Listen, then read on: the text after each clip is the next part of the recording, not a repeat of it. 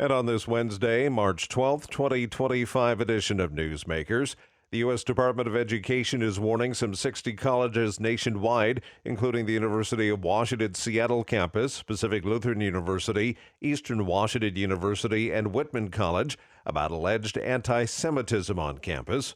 More from Natalie Migliori. The warning to colleges came from the U.S. Department of Education's Office for Civil Rights, saying they were under investigation for allegedly failing to take steps to protect Jewish students. It comes as university leaders across the country have faced increased pressure to control pro-Palestinian demonstrations. Other schools at risk of losing funding include Harvard University, Northwestern University, University of Minnesota Twin Cities, and Portland State University. I'm Natalie Migliori, NBC News Radio.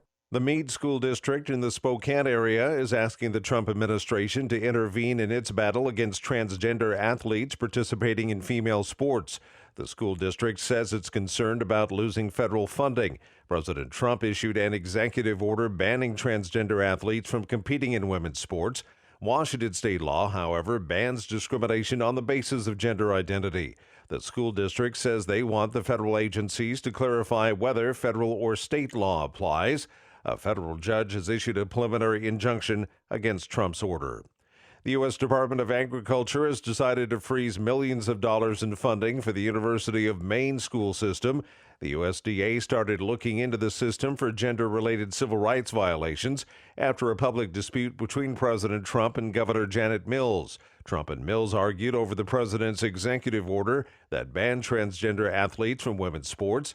Right now, the university system has $56 million in active USDA grants, which help support things like agricultural programs and research. Kansas lawmakers are considering a bill that would guarantee child support payments from the moment of conception. Supporters of the measure say it's about making sure children receive the best health care from day one. Opponents argue the bill could be the first step towards overturning the constitutionally protected right to an abortion in Kansas. Pope Francis's recovery from double pneumonia is continuing. The Vatican said today Francis had a quiet night at Rome's Gemelli Hospital. If the last few days are any guide, the 88-year-old Pope will likely follow the Vatican's spiritual retreat remotely while his physical and respiratory therapy continues. And that's Newsmakers for this Wednesday, March 12th, 2025 edition. I'm Keith Black.